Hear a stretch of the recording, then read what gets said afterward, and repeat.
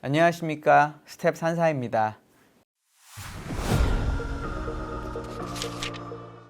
저희 지난 시간까지 4회에 걸쳐서 하반기 전망을 저희가 말씀을 드렸습니다.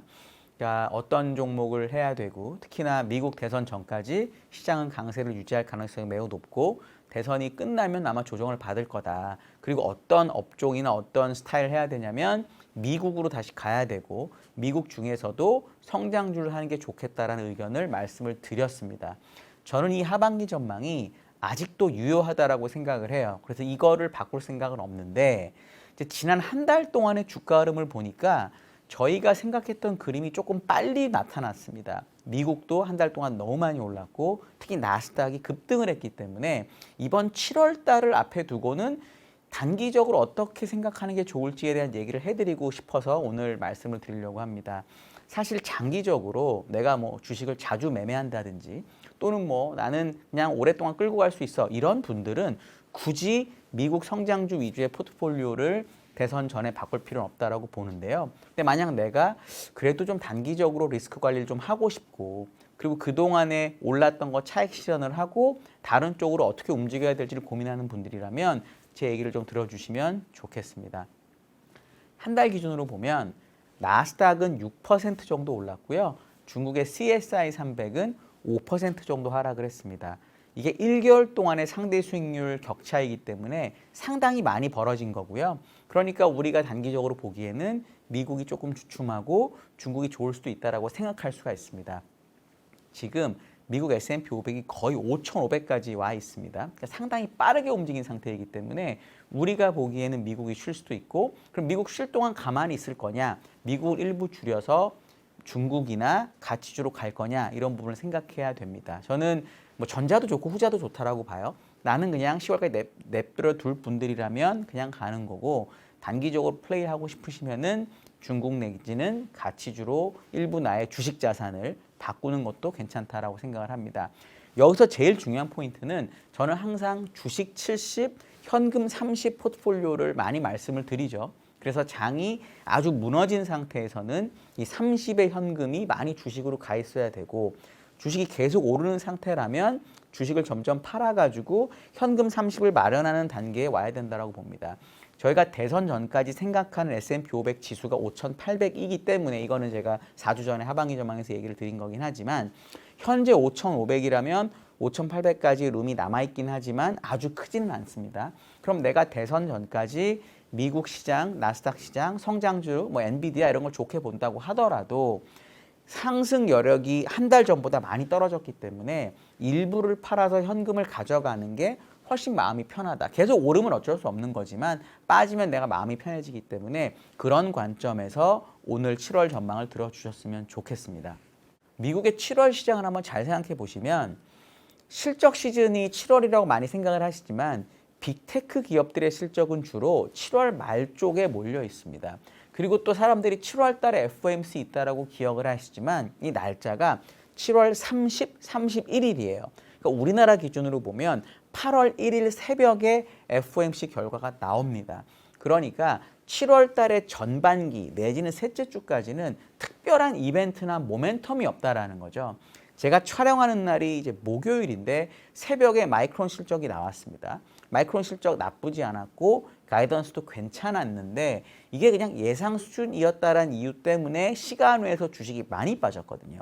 그러니까 모멘텀이라는 게 없는 동안에는 그동안에 많이 올랐던 지역이나 업종에 대한 기대감이 높기 때문에 무슨 일만 있으면 사람들이 때릴 수가 있다는 거죠. 저는 그런 차원에서 미국 증시가 7월 달에 조금 쉴 수도 있다라고 생각을 하고 있습니다. 그 대안으로 말씀을 드렸던 거고요.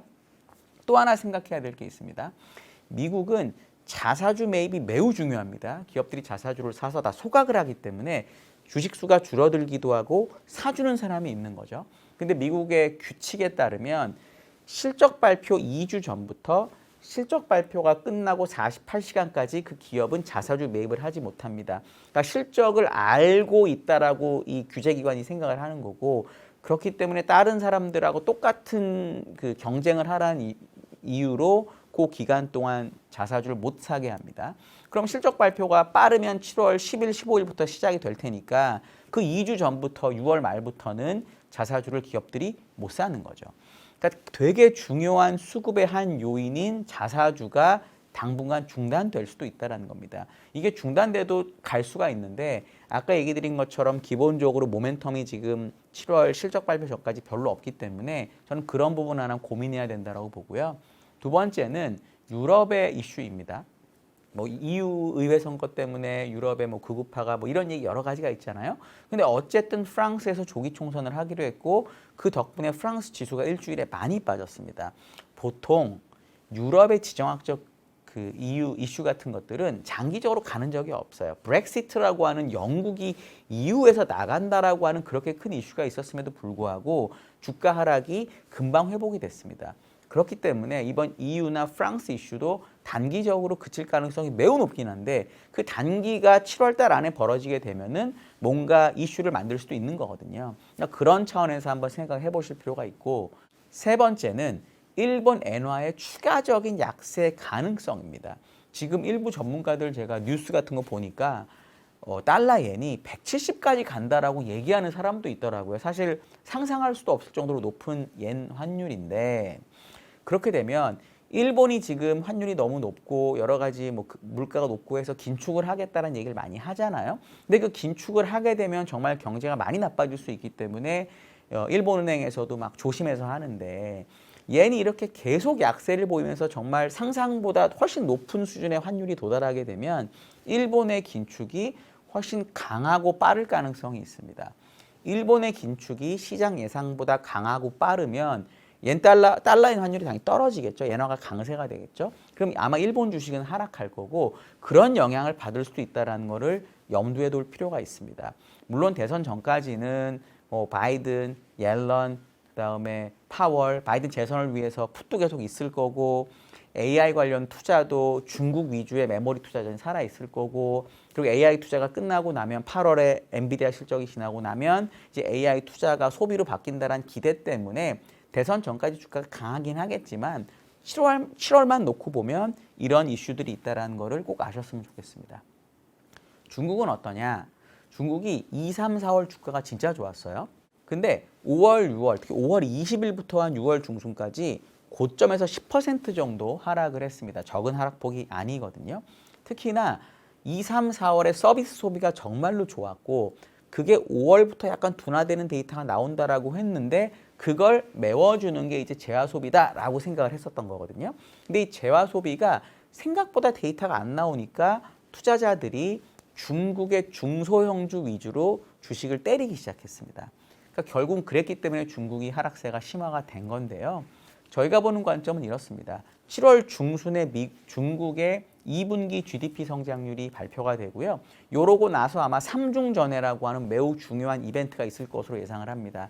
저희는 이 삼중전회에서 중국이 기업 위주의 투자, AI 관련된 투자 이런 부분에 대한 얘기를 할 것으로 기대를 하고 있습니다. 10년 전에 리커창 총리가 있을 때 그때 당시 인터넷 플러스라고 하는 투자 관련된 얘기를 했었거든요.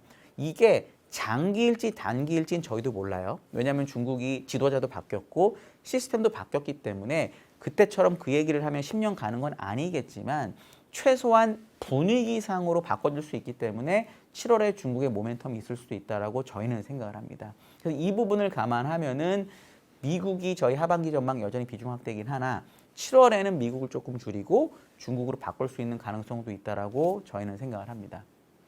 그러면 저희 매달 이글스라는 자료를 내고 저희 뭐 거래하신 분들은 다 아무 때나 볼 수 있는데요. 거기에 지금 제가 얘기한 논리에 맞는 종목들 4개가 들어있습니다. 그 종목 얘기 드리려고 하는데 2개는 미국이고 2개는 중국입니다. 미국 종목은 델타 항공하고 부킹홀딩스가 들어있습니다. 여행 관련주인데요. 지금 유로 2024가 한창 진행이 되고 있고 아마 조금 지나면 파리올림픽도 있을 겁니다. 거기다 유럽은 미국이나 다른 지역에 비해서 먼저 금리를 내렸거든요. 물론 먼저 금리를 내렸다는 게 그 지역의 경제가 매우 나쁘다란 뜻도 되지만 어쨌든 금리를 내렸기 때문에 그 지역의 경제가 바닥을 탈출한다는 기대도 있는 거거든요.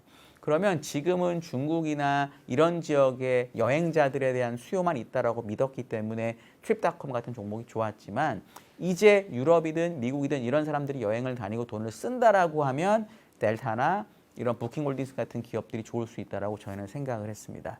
여기서 델타 같은 대형 항공주가 들어간 이유를 말씀드려야 되는데 이런 부분이 있습니다. 지금 성수기로 진입을 하고 있어요. 성수기로 진입을 하고 있는데 보잉이 좀 문제 많은 건 아시죠? 보잉이 항공기 공급을 옛날만큼 많이 못하거든요. 그래서 이 좌석 공급이 특히 중소형 기업들한테 되게 제약이 돼 있습니다. 예를 들어 드리면 사우스웨스트 항공, 물론 여기도 중소형 항공사라고 하긴 그렇지만 델타보다는 작거든요. 사우스웨스트 항공은 여러 가지 운임에 대한 문제나 좌석 공급에 대한 문제나 이런 부분, 그러니까 결국은 돈이 되는데 집중해야 되잖아요. 그런 부분 때문에 미국의 4개 공항의 이 운항을 중지시켰습니다. 그러니까 비행기가 충분하다면 그냥 했을 법한데 최대한 효율적으로 돌리기 위해서 그렇게 돈 안 되는 공항의 취항을 중단시킨 거죠. 그러니까 지금 성수기가 되면서 가장 수혜를 볼 수 있는 곳은 이런 좌석 공급이 넉넉하고 대응이 빠른 대형 항공사라고 생각을 하고 미국에서 가장 대형 항공사 중에서 프리미엄으로 그래도 인정받는 항공사가 델타거든요. 저희는 그런 차원에서 델타를 한 종목으로 넣고 저희가 하반기 전망에서 여행 관련주로 넣었던 게 에어비앤비나 우버 같은 종목인데 이번 달에 부킹홀딩스로 조금 바꾼 이유는 뭐냐면 기본적으로 부킹홀딩스 주가가 4,000달러에 가깝습니다. 최근에 엔비디아나 브로드컴이나 그 액면 분할을 했었잖아요. 저희는 이게 뭐 나올지 안 나올지 모르겠지만 이 정도 단일 주가가 비싼 종목이라면 단기적으로 그런 실적이 특히 나올 때 그런 기대가 있을 수 있지 않을까 하고 있습니다. 그래서 에어비앤비, 우버도 정말 좋고 주가도 최근에 나쁘지 않은데 부킹홀딩스에 대해서도 생각을 해볼 필요가 있다라고 저희는 봅니다. 부킹홀딩스도 최근에 주가가 나쁘지 않거든요. 우리나라 하나투어나 이런 여행 종목들도 오를 때랑 비슷하게 움직이고 있어서 이 부분을 보시면 좋겠습니다. 그리고 중국 같은 경우는 저희가 알리바바랑 샤오미를 골랐습니다. 중국의 제야 소비가 잘 안 올라간다고 믿는 분도 계시지만 저희는 증거를 보고 있습니다. 첫째, 애플의 아이폰이 중국에서 드디어 많이 팔리기 시작을 합니다. 느리긴 하지만 테슬라의 자동차도 조금씩 증가하고 있습니다.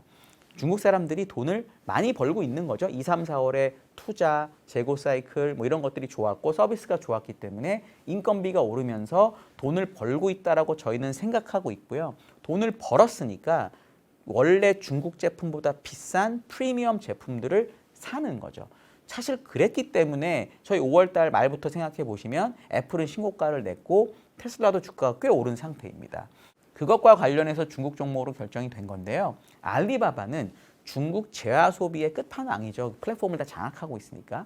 그런 차원에서 알리바바가 들어가 있고요. 주식도 많이 빠진 상태고 샤오미는 스마트폰도 하지만 전기차도 합니다. 그러니까 기본적으로 중국의 제야 소비가 좋아지고 사람들이 준 내구재를 산다고 하면 샤오미가 좋다라고 저희가 생각을 했기 때문에 이 두 종목 알리바바랑 샤오미를 중국에 넣어놨습니다. 오늘 제가 7월 전망, 단기적인 전망을 얘기 드렸는데 이 단기 전망은 들으시고 꼭 따라 하실 필요는 절대 없다라고 저는 봐요. 왜냐하면은 그냥 길게 가져가는 게 미국 주식은 장 100년 동안 이겼던 거니까. 하지만 좀 들어보시고 요런 논리 때문에 한상희라는 사람이 이렇게 얘기를 하는구나. 그럼 내가 그걸 들어보고 공부해보고 한 달 동안 내가 투자를 바꿔볼까 말까를 해보시면 실력이 좋아지는데 매우 큰 도움이 됩니다. 그런 관점에서 이 영상을 활용해 주셨으면 좋겠다라고 저는 생각을 하고 있습니다. 제가 드린 얘기 중에 뭐 질문 있으시거나 의견 있으시면은 댓글 꼭 달아주시고요. 제가 답변 드리겠습니다. 감사합니다.